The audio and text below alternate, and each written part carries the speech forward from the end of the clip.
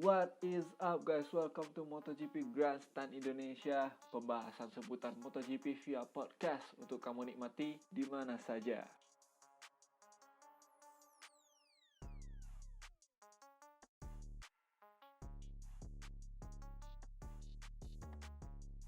Halo kawan-kawan semua, kembali lagi di MotoGP Grandstand Indonesia bersama aku Fuad. Ya masih sendiri tapi nggak apa-apa, kita usahakan untuk tetap upload. Dan mungkin tanpa berlama-lama aku mau membahas tentang seputaran Moto3, cuman lebih spesifik nih ridernya siapa. Aku mau membahas tentang Pedro Acosta yang tahun ini masih berumur 17 tahun dan bahkan dia itu masuk ke Moto3 tahun ini tuh umurnya masih 16 tahun. Di pertengahan baru dia itu 17 tahun umurnya dia.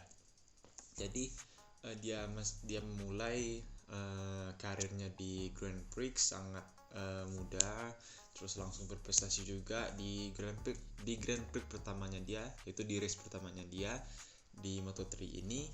Dia langsung mendapatkan podium nomor 2 di Qatar. Terus di Doha GP dia diberi hukuman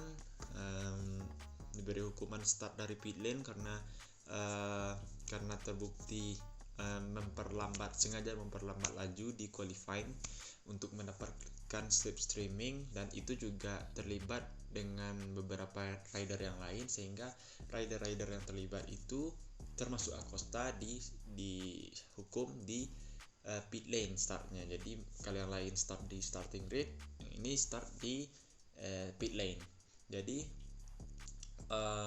dan dia itu mulai start dari pit lane tapi berhasil memenangkan race gitu. Jadi kayak semua menjadi kayak heboh dengan si anak yang satu ini karena sangat mungkin bisa dibilang nggak pernah ada pembalap yang bisa start dari pit terus menang gitu dalam kondisi yang normal gitu. Marquez dulu pernah start dari posisi belakang, cuman ya masih di starting grid, startnya masih barengan sama rider yang lain, yaitu di Moto2 tahun 2012 ketika itu. Nah, terus juga Rossi juga terkenal dengan start dari belakang tapi masih mampu memenangkan race gitu. Jadi kayak apa yang dilakukan Pedro Acosta ini seperti senada dengan pendahulunya gitu, para raja-raja yang menguasai MotoGP di eranya. Nah, terus setelah beberapa race dia masih bisa fight di depan. Dia 4 kali kalau nggak salah kemarin itu 4 kali kemenangan beruntun, terus menang lagi di Sachsenring sama Styrian GP yang Austria yang pertama. Dia 2 sama Sergio Garcia. Terus setelah kemenangan di GP Styria itu, performa Acosta ini dinilai makin menurun gitu. Dari P1 di Styria dia drop out of podium, nggak ada podium semenjak Styria GP, dan banyak netizen, banyak fans yang mulai berkomentar bahwa apakah Acosta overrated, apakah Acosta hanya panas di awal dan lain sebagainya.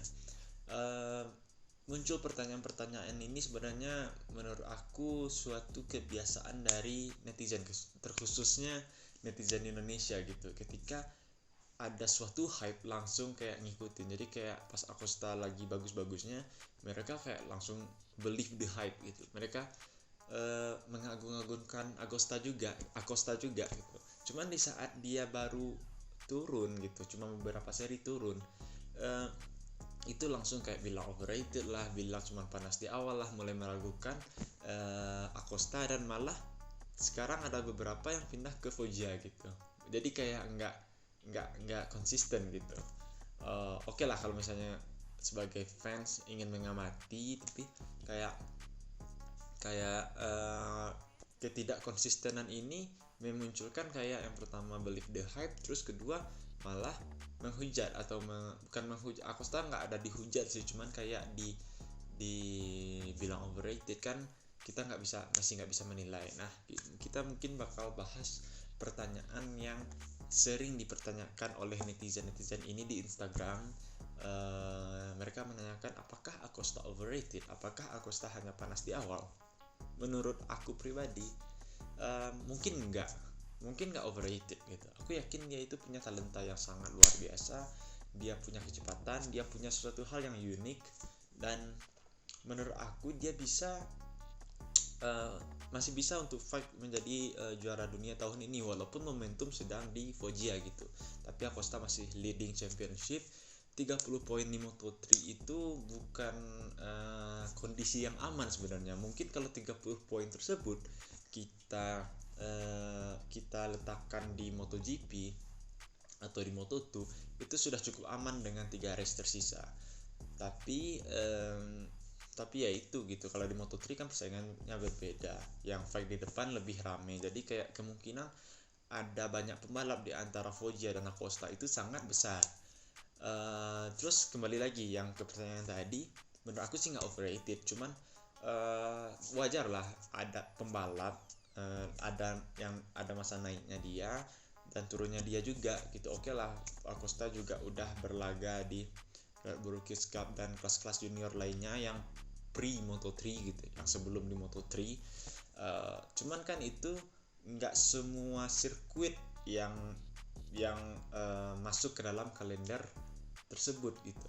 Misalnya di MotoGP track kayak yang ada di Moto3, Moto2, MotoGP, cuman di Red Bull Kids Cup atau di Chef itu nggak ada gitu. Jadi nggak semua sirkuit yang ada di kalender Grand Prix itu ada di kalender kelas-kelas junior ini gitu. Jadi apalagi dia rookie, masih tahun pertama, itu wajar ada adaptasi. Oke lah, di awal dia ngeset victorinya dia, ngeset podiumnya dia, dan dia bisa fight selalu di depan posisi 5 besar. Tapi ya pasti akan ada masa turunnya juga karena dia rookie gitu, dia masih minim pengalaman. Namun jika kita bandingkan gimana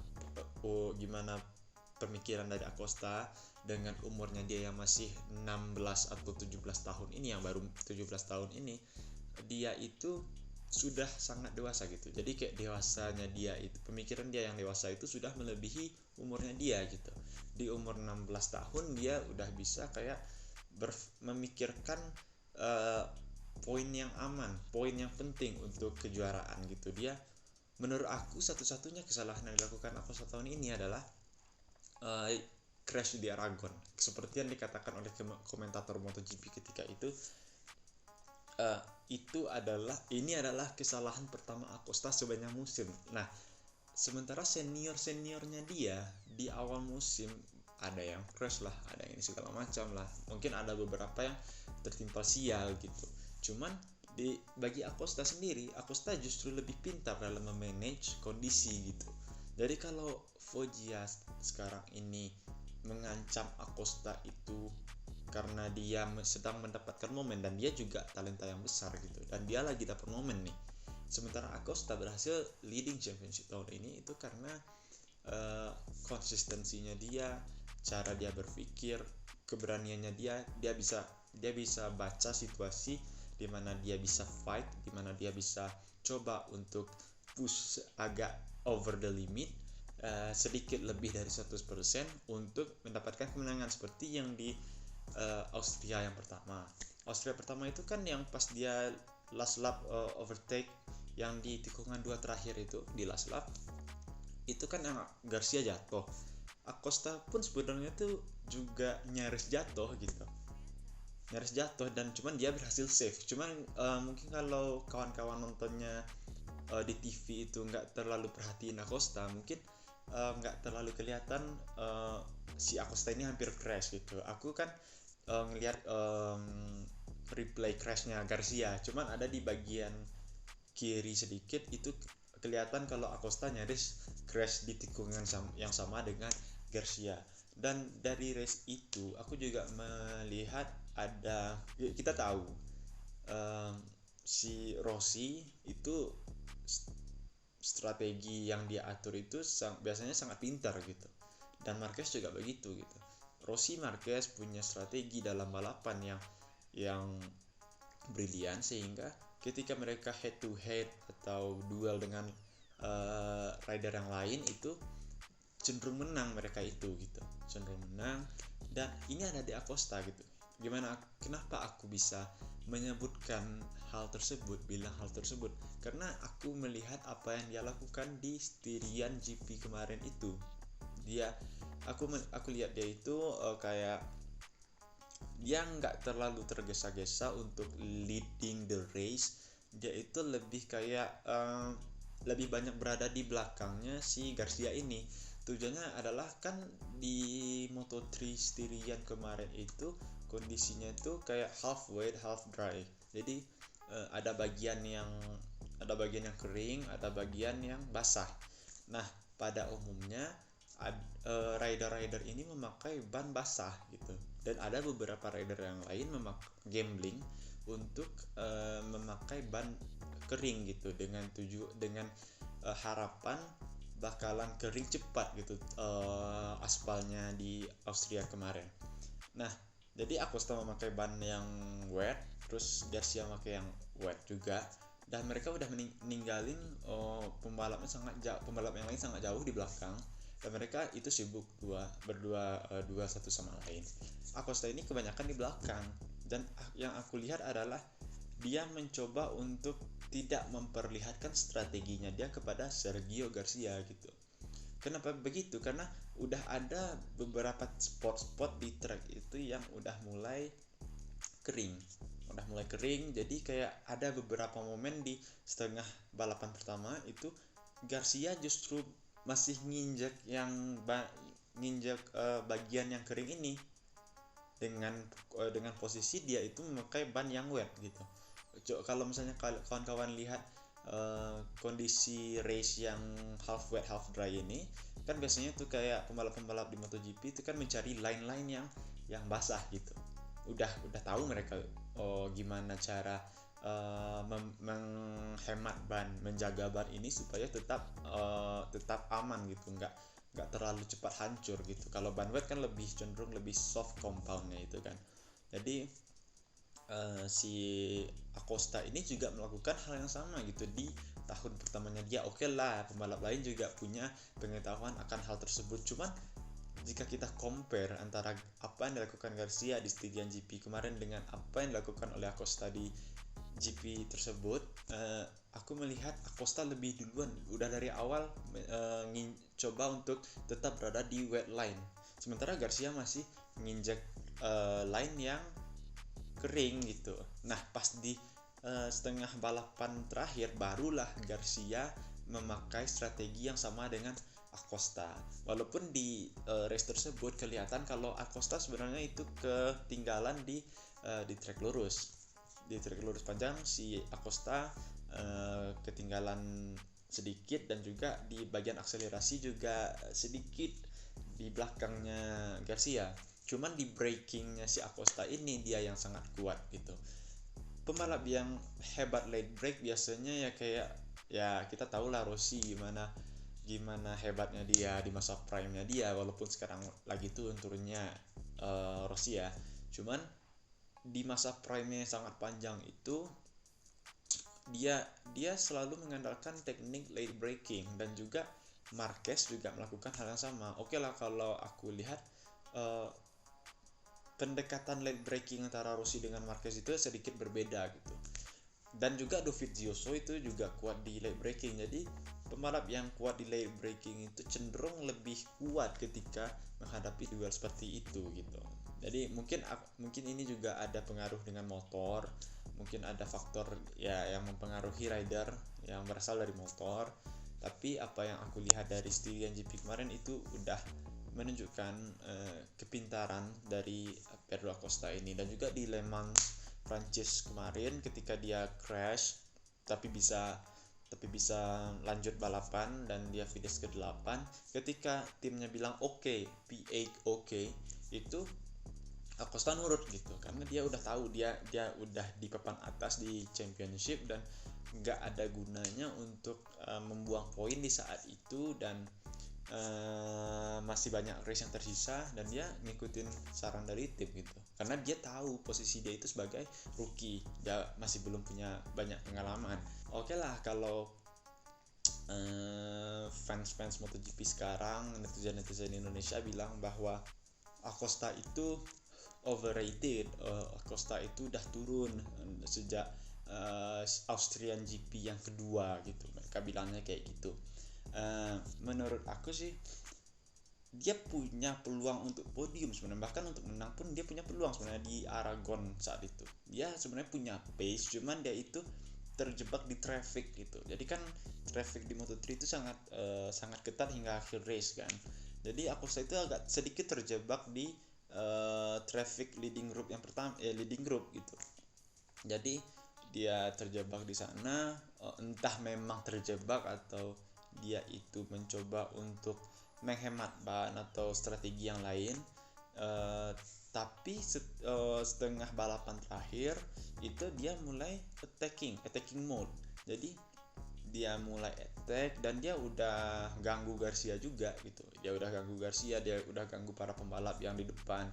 Tapi sayangnya mungkin ya namanya rookie sih, itu kalau katanya Om Matteo itu kayak rookie's mistakes. Jadi itu kesalahan yang biasa dilakukan oleh rookie. Dia mencoba untuk braking itu di tikungan 1, 2, 3, 4, 5, tikungan kelima. Dia mencoba brake, overtake Artigas, cuman sayangnya lose the front dan akhirnya crash dan juga impactnya kepada Artigas gitu. Akhirnya Artigas pun juga pas itu tuh punya pace yang sangat bagus juga, jadi mereka berdua sama-sama rugi. Nah itu sih yang kesalahan Acosta yang paling besar menurut aku, karena jika dia nggak melakukan kesalahan itu dan di race itu kan kita Acosta jatuh nih, terus kita kan mungkin yang pro sama Acosta, yang ngidol sama Acosta itu ketakutan melihat Garcia udah mangkas gap karena dia juga cukup cepat di Aragon kemarin.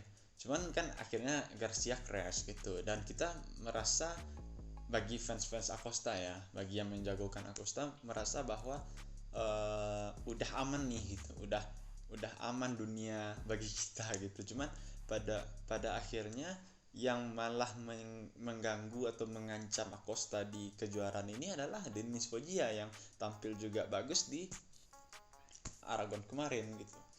Jadi ketika Sergio Garcia crash dan masih sama-sama 0 poin nih antara Acosta dengan Sergio Garcia, Foggia malah yang menjadi mengancam di championship melawan Acosta. Dan ditambah lagi Sergio Garcia absen di Austin kemarin. Jadi pertarungan oke lah, Garcia masih ada di, kalau nggak salah poinnya masih able untuk compete for championship, dan tapi pertarungan untuk championship ini udah mulai mengerucut antara Foggia dengan Acosta, dan Foggia lagi berada di momentum. Dan sebenarnya Acosta ini kalau di atas kertas itu tuh dia under pressure, bukan under pressure sih, cuman kayak dia bukan merasa under pressure, cuman di atas kertas dia itu sudah berada dalam tekanan gitu, karena Foggia lagi bagus-bagusnya, sementara dia udah nggak ada podium semenjak Styrian GP kemarin. Nah mengenai overrated tadi, apakah jika nih ya, aku kan jujur tertarik nih sama Pedro Acosta. Aku tertarik sama Pedro Acosta atas apa yang udah dia lakukan di tahun ini sebagai rookie, dan selama ini kan aku ngefansnya cuma ke Vale ya. Memang kayak apa yang ditunggu untuk nonton MotoGP itu ya nonton Rossi gitu. Pas Rossi absen kayak di Mugello 2010 sampai di Mugello, Catalunya, terus Silverstone sama Asen 2010 kan itu Rossi absen. Terus juga pas Misano 2017 Rossi juga absen karena cedera patah kaki. Itu sedikit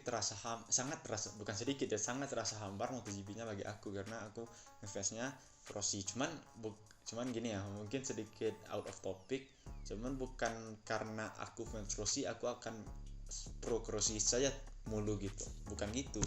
aku ngefans sama Rossi, cuman ketika bahas tentang seputar MotoGP di sini, aku akan mencoba untuk objektif gitu. Jika ya yang ini benar, aku akan katakan benar. Kalau jika ini menurut aku salah, aku akan katakan salah gitu. Jadi ini argumen yang aku usahakan untuk seobjektif mungkin. Nah, kembali lagi ke Acosta. Pas Acosta muncul di Grand Prix ini, aku mulai kayak tertarik nih sama nih anak. Dan dia mungkin satu-satunya pembalap yang bikin aku tertarik selain Vale. Dan jujur atas ketertarikan itu, aku menjagokan Acosta ketimbang Foggia gitu. Walaupun Foggia dulu pernah berada di dalam akademi, cuman gak serta-merta itu bikin aku ngejagoin dia gitu. Ini pribadi aku loh gitu. Cuman siapapun yang menjadi juara dunia nanti ya kongres lah. Jadi apakah tahun ini jika si Foggia berhasil juara dunia, Acosta gagal, apakah itu yang menjadikan dia sebagai pembalap dinilai overrated? Menurut aku enggak juga. Kenapa? Karena kita udah lihat seperti yang udah aku ceritain tadi, apa yang udah dilakukan Acosta di musim pertamanya dia 6 kali menang, terus bahkan 4 pertama itu beruntun loh gitu. Jadi dan 4 beruntun itu pun bukan ngacir sendiri gitu, bahkan dia fight sama pembalap yang lain. Dan apa yang sudah dilakukan dia tahun ini itu sangat luar biasa. Dan jika pun dia gagal menjadi juara dunia tahun ini, Foggia berhasil menang, menurut aku sih nggak bisa kita nilai dia sebagai overrated juga. Toh rookie bisa lead championship sampai akhir musim, banyak menang, terus cukup dewasa, cukup pintar dalam memikirkan championship. Cuma 1 kali bikin kesalahan, seingat aku cuma 1 kali bikin kesalahan, yaitu di Aragon. Terus kalau yang di Le Mans walaupun dia crash, tapi kan itu kan lebih ke faktor cuaca. Jadi dia udah melakukan banyak hal yang sangat fenomenal tahun ini. Dikalahkan oleh Foggia, itu bukan berarti dia overrated, karena Foggia saja itu mulai di Moto3 kalau nggak salah di 2017, 18, 19, 20, 21, udah 5 tahun. Dan jika pun dia menjadi juara dunia tahun ini, itu udah menjadi tahun kelima dia untuk akhirnya mendapatkan gelar pertamanya di Moto3. Sementara Acosta rookie udah leading championship sepanjang musim, dan terus kayak akhirnya kalau Foggia yang berhasil nih ya, Acosta menjadi runner up, kan itu masih menjadi suatu pencapaian yang sangat bagus gitu. Jadi nggak ada alasan bagi kita untuk bilang di tahun ini bahwa Acosta overrated. Oke lah kalau misalnya dia jelek di Moto2, tapi ya kita perlu mengasih waktu lah kepada Acosta ini gitu. Kita perlu mengasih waktu kepada rider-rider muda. Jangan terlalu believe the hype, jangan terlalu mudah untuk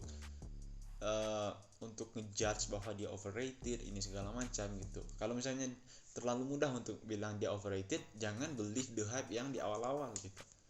Ini pas di awal-awal meninggikan Acosta, terus pas dia cuman beberapa race ini yang nggak podium malah bilang dia overrated. Itu kan menurut aku nggak adil sih gitu. Jadi lebih baik kita memperhatikan, melihat bagaimana pembalap-pembalap muda ini berkembang, terus mendevelop riding style-nya dia, mendevelop pengalamannya dia, mencari pengalaman, mencari jati diri dia sebagai pembalap lah gitu. Jadi lebih baik kita memperhatikan itu ketimbang sekedar bilang dia inilah itulah, meninggikan dia dengan cuma karena hype, atau menjudge dia cuma karena dia lagi drop aja gitu. Jadi dengan 5 tahunnya Foggia ini, dengan terus di compare dengan Acosta yang 1 tahun tapi udah compete for the championship, itu menurut aku nggak bisa kita bilang bahwa Acosta overrated. Foggia sangat bertalenta. Aku bukan bermaksud untuk mengecilkan Foggia. Dia berbakat, dia sangat cepat, dan dia konsisten, dan dia juga punya mentalitas yang akhir-akhir ini sangat meningkat gitu.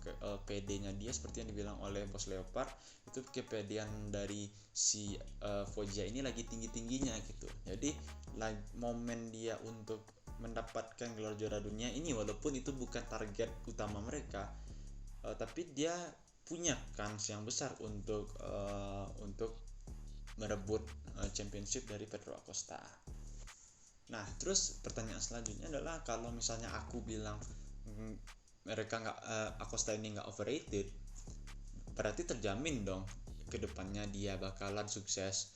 Nggak juga gitu. Makanya aku bilang tadi itu kita nggak bisa menilai bahwa seorang ini overrated or bust gitu. Jadi apakah si Acosta ini overrated atau memang worth untuk dinilai sangat tinggi gitu si Acosta ini. Menurut aku ya perlu waktu yang cukup lah gitu bagi kita. Mungkin perlu 1 tahun lagi atau 2 tahun lagi bagi kita untuk menilai apakah si anak ini benar-benar hebat atau sekedar overrated gitu. Aku juga nggak bisa mastiin sekarang. Cuman jika kita perkecil ruang lingkupnya yang di tahun ini saja, Acosta udah jelas nggak overrated karena dia udah melakukan hal yang besar gitu. Bahkan ketika seniornya yang lain nggak bisa melakukan hal tersebut gitu. Ya kan.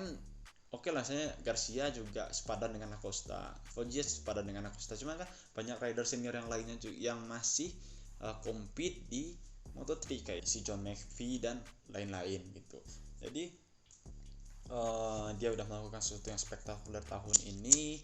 Nggak bisa kita nilai sekarang apakah dia overrated atau tidak.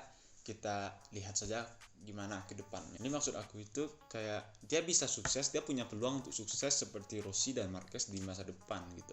Cuman dia juga punya peluang untuk dinilai sebagai overrated gitu.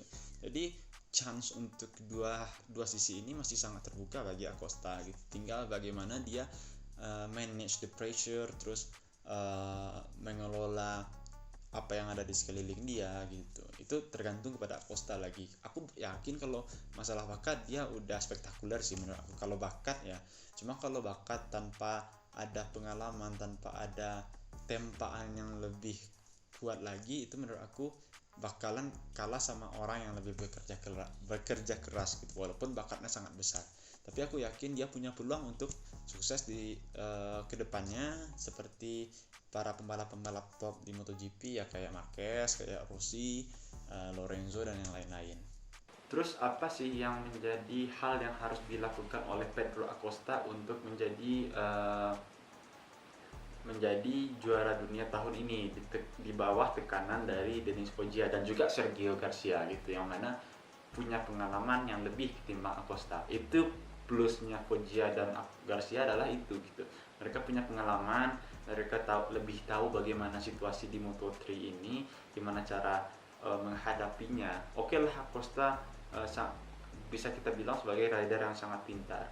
Cuman walaupun dia pintar, tapi yang punya pengalaman lebih juga ada gitu. Ya kayak Garcia, Foggia dan yang lain-lain. Terus apa yang harus dia lakukan? Walaupun aku hanya sebagai fans, aku di sini juga bukan pengamat, tapi jika ditanyakan tentang hal ini, aku bakal bilang yang perlu dilakukan oleh Acosta adalah di Misano ini jangan sampai kehilangan poin dari Denis Foggia, karena menurut aku adalah pivotal poinnya dia di championship adalah di Misano ini gitu. Ketika dia meminimalisir kerugian atau memperlebar keuntungan dengan Denis Foggia, itu mungkin pivotal poinnya semakin memudar dan bergeser ke seri selanjutnya. Jadi jika Acosta bisa mendapatkan keuntungan, maksudnya itu kayak gapnya dibikin lebih panjang sedikit lagi, atau minimal meminimalisir kerugian lah. Kalau kayak di Misano kemarin kan itu sangat jauh kerugian poin yang didapat oleh Pedro Acosta. Jadi itu yang harus dilakukan di Misano ini, pivotal point yang sangat penting itu ya di Misano ini. Kenapa aku sebut pivotal point ya? Karena itu jika dia rugi lagi di Misano, peluangnya si Foggia ini semakin besar di di 2 seri terakhir gitu. Dan apalagi jika di Portimao nanti kerugian yang dialami Acosta juga malah membuat si Foggia makin untung gitu.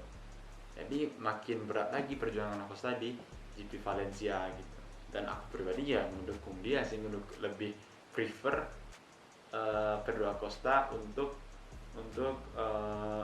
juara dunia tahun ini, karena ada alasannya juga. Mungkin nanti kita bakal bahas tentang apa sih yang menjadi alasan bagi aku lebih prefer Acosta juara dunia tahun ini ketimbang Denis Foggia. Ya yang jelas mempersempit keuntungan, mempersempit peluang dari Denis Foggia adalah hal yang harus dia lakukan. Banyak opsi yang bisa dilakukan untuk mencapai tujuan yang ini gitu. Tujuan mempersempit peluang Foggia, yaitu dengan yang seperti tadi, kalau misalnya finish di belakang Foggia jangan terlalu jauh. Kalau bisa itu tuh Pedro Acosta finishnya di depan Foggia gitu. Kalau dia udah finish di depan Foggia, setidaknya dia lebih aman lah gitu ketimbang hasil-hasil race yang dia dapatkan sebelum ini gitu. Setelah Styrian GP sampai Austin kemarin itu dia cenderung kurang beruntung gitu. Bahkan sebenarnya di Austin kemarin itu dia punya peluang untuk meminimalisir kerugian, karena ya si Foggia kalau nggak salah aku itu posisi 2 atau 3, pokoknya dia podium, sementara Acosta posisi 8, karena hasil yang diambil dari race Moto3 kemarin itu yang setelah red flag pertama gitu, bukan yang red flag kedua, karena di red flag kedua itu nggak memenuhi jarak tempuh yang seharusnya ditempuh rider untuk menghasilkan suatu result balapan. Jadi hasil yang diambil adalah yang pertama. Jadi pas yang diambil lap 7 di Austin kemarin. Di lap 7 itu pas lewat finish line itu dia memang finish lagi di urutan 8 gitu. Lagi di urutan ke-8. Cuman di tikungan pertamanya itu Acosta udah overtake 3 pembalap gitu. Udah 3 pembalap, pokoknya sampai posisi 5. Sampai posisi 5 dan red flag. Dan starting grid kan dimulai dari lap ke-7 gitu. Lap ke-7 yang terakhir itu diambil menjadi posisi starting grid yang baru, yang akhirnya menjadi hasil dari balapan setelah red flag kedua. Bayangkan saja jika ya walaupun kita nggak bisa juga selalu berandai-andai ya dalam balapan ini, tapi jika dia melakukan overtake lebih cepat ketimbang yang terjadi di kenyataan, itu tuh mungkin dia bisa finish di urutan nomor 5 dan kesenjangan poin dengan Foggia bisa lebih besar lagi gapnya di championship ladder gitu. Dan jika si Acosta ini berhasil bertahan di posisi yang bagus di Misano nanti, itu peluangnya Foggia akan beriringan dengan jumlah race. Maksud aku itu kalau Acosta posisinya itu bagus di Misano nanti, itu kan race makin sedikit, dan jika Acosta di depan Foggia kan gapnya makin besar, sementara race makin sedikit gitu. Minimal ya kayak kehilangan 1 poin, oke lah, nggak apa-apa, cuman jangan sampai, kalau bisa janganlah sampai berkurang gap antara Acosta dengan Foggia, karena 30 poin sekarang kan. Andaikan di Misano nanti Foggia lebih kuat daripada Acosta, ke pangkas lagi. Di Portimao Foggia lumayan kuat, dan Acosta kemarin ini di Portimao yang pertama di awal musim itu kan juara. Jadi jika Foggia lagi di momentum ini lagi pangkas gapnya sama Acosta, itu kan championship makin terbuka sampai akhir musim, yang mana itu sangat bagus bagi kita sebagai fans gitu kan. Jadi penonton championship itu sampai akhir musim, sampai last race.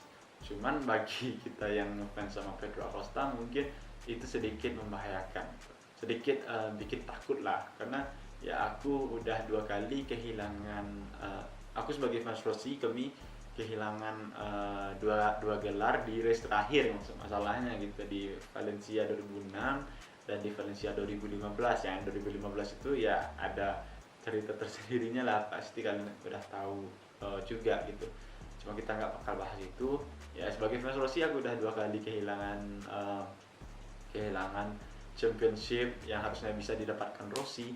Cuman ya gimana, it is what it is ya. Jadi aku nggak mau itu terjadi pada Acosta. Terus itu sih yang penting, main pintar aja di Misano nanti menurut aku.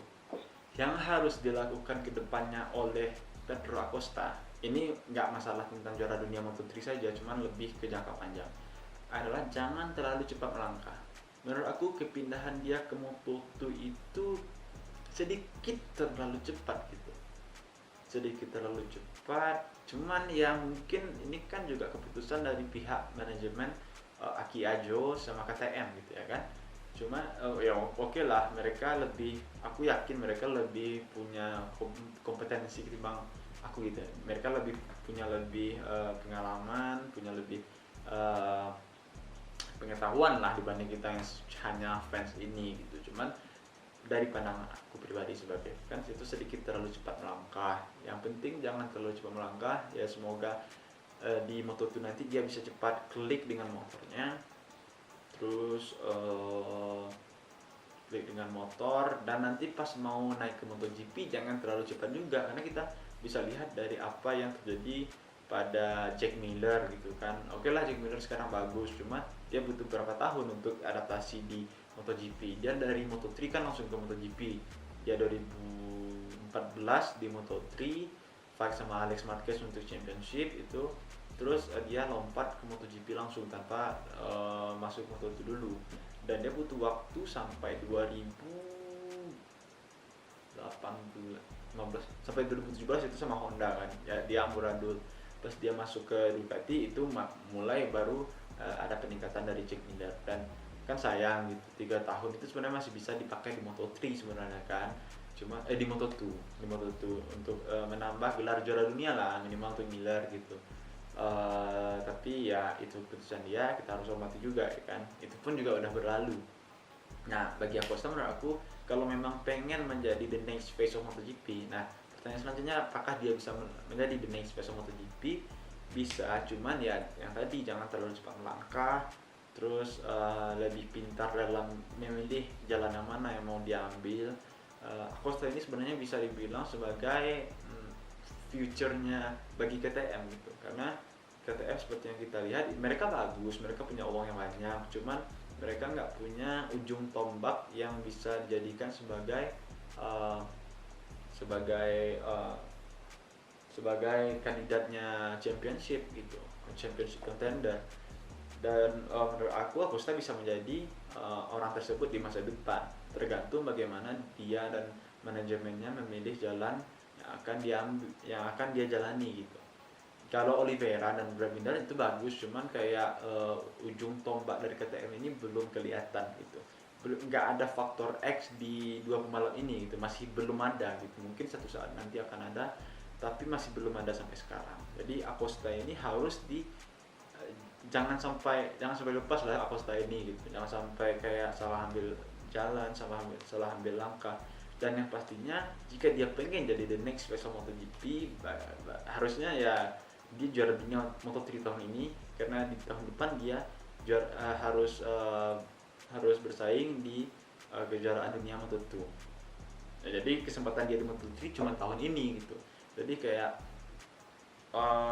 kan kita sering tuh jika kita membahas tentang face of MotoGP, yang sering kita bahas itu kan adalah juara dunia Moto3 atau 125cc, Moto2 atau 250cc sama kelas Premier MotoGP.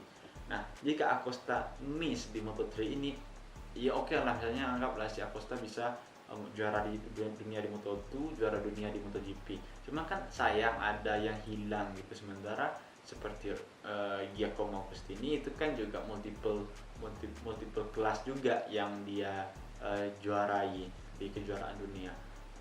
Rossi 125cc 1 kali juara dunia, 250cc 1 kali juara dunia. MotoGP 7 kali juara dunia, total 9. Marquez satu kali 125 cc, satu kali Moto2, terus 6 kali MotoGP, 8 kali. Nah, Acosta juga harus, itu tuh kayak udah syarat kayak mutlak sih menurut aku gitu. Walaupun ya kita nggak bisa set standar seperti itu, cuman tradisi yang terjadi di MotoGP sejak dulu itu adalah kayak if you want to be the face of MotoGP, you need to do that gitu. Jadi harus juara dunia tahun ini kalau bagi aku kayaknya sangat pengen si Acosta ini juara dunia Moto3, Moto2 juga nanti di MotoGP. Jadi dan jika kita lihat dari polanya kan, Rossi itu dulu pas Marquez juara dunia atau lagi wow-wownya di 125 cc kan di 2010 itu Rossi umur 31, Marquez kalau nggak salah umur 17 kalau nggak salah pas itu ya. Iya 17, dia kan lahir tahun 93. Jadi selisih umur antara Rossi dengan Marquez itu kisaran 14 tahun lebih sehari aja antara Rossi sama Marquez. Nah jadi kayak pas 2010 itu kan Rossi udah mulai turun tuh. Nah pas 2010 itu kan Rossi udah mulai turun karena dia punya masalah dengan kaki. Awalnya kan berawal dari cedera bahu yang dia dapat di motocross, sehingga dia balapan di Prancis 2010 itu dengan kondisi cedera gitu. Bahkan dia sempat duel loh sama Lorenzo, cuman makin lama rasa sakit itu makin kuat, akhirnya dia kalah sama Lorenzo. Terus di Mugello dia crash ya. Aku ada cerita lah tentang Mugello 2010 itu, penyebab apa dia crash sehingga dia cedera seperti itu, cuma kita nggak bakal bahas sekarang ini. Nah semenjak cedera 2010 itu Rossi mulai menurun gitu, walaupun terus menurun. 2011 makin menurun, 2012 masih di bawah ya, karena bersama Ducati lagi kacau-kacaunya. Dan juga ada cerita tentang hal tersebut, tentang Rossi dan Ducati. 2013 dia balik ke Yamaha, naik lagi, 14 naik lagi, 15 di top lagi gitu, kayak udah di papan atas lagi, nyaris juara dunia. 16 masih di top, 17 masih di top, cuman 18 sudah mulai menurun sedikit, 19 sudah mulai makin menurun sedikit, 2020 makin menurun lagi, 2021 ngumumin pensiun gitu. 2017 walaupun out of top 3 di championship standings, tapi overall dia masih bisa juara seri gitu di 2017 di Asen. Nah, sementara Marquez itu pas Rossi udah mulai turun di 2010 itu kan dia lagi rising banget tuh, lagi menjadi seorang rising star. Nah pas Rossi udah mulai turun itu di 2010, Marquez lagi menjadi racing star ketika itu. Di Moto2 pun dia langsung klik dengan motor. 2013 dia langsung pindah ke MotoGP dan jadi juara dunia. Dan di saat raja yang dulu sudah mulai turun performanya, muncullah raja baru. Dan sekarang ya walau ya di atas kertas performa Marquez udah mulai menurun, cuman kalau kita lihat kondisi fisiknya Marquez itu kan performanya dia juga dipengaruhi hal tersebut gitu. Bahu kanan, tangan dengan atas kanan itu kan masih punya gangguan, dan juga bahu kanannya dia masih terasa gangguan yang sangat menyakitkan lah bagi Marquez gitu. Nah penyebab Rossi ini turun dulu kan fisik juga karena patah kaki. Terus penyebab Marquez drop tahun ini kan itu karena cedera juga. Nah pas Rossi drop karena cedera itu Acosta yang mulai naik, Marquez yang mulai naik. Marquez yang drop, Acosta nih yang digadang-gadang menjadi the next rising star di MotoGP, the next face of MotoGP nantinya. Jadi polanya seperti itu kan. Kita juga sering mendengar bahwa ada satu pembalap yang punya X factor yang sangat besar, itu munculnya satu kali 10 tahun atau satu kali 12 tahun atau bahkan satu kali 15 tahun gitu.